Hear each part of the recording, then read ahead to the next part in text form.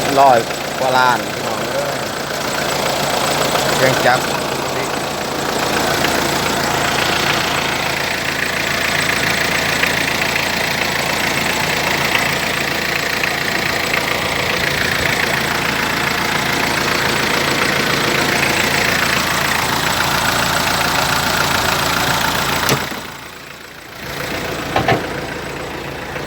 บ่ได้อนามัย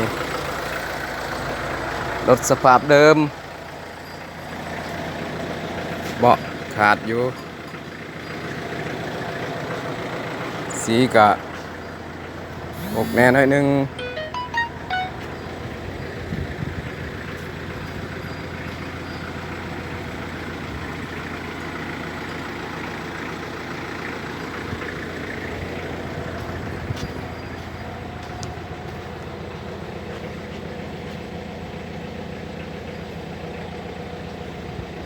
ยังงามพี่น้อง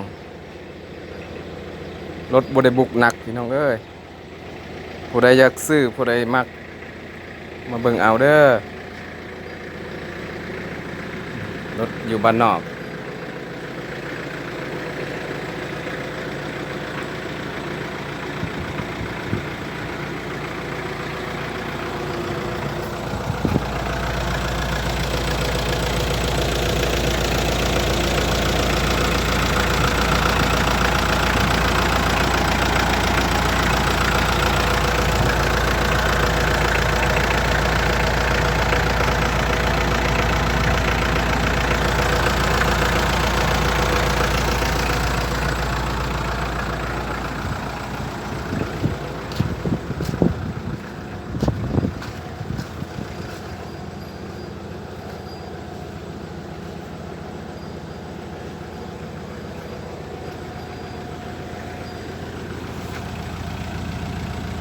วันไรวันปกติดอก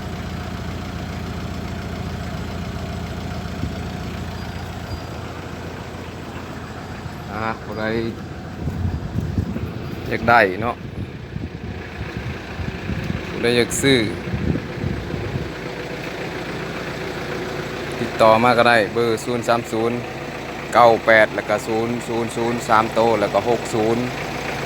ท้าย